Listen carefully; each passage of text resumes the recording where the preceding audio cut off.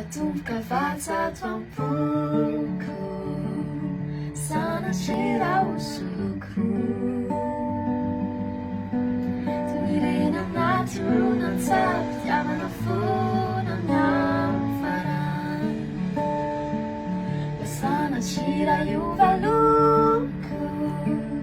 omeko lokavindray ny foko Fianao no andry ny fo mandraky izay antsika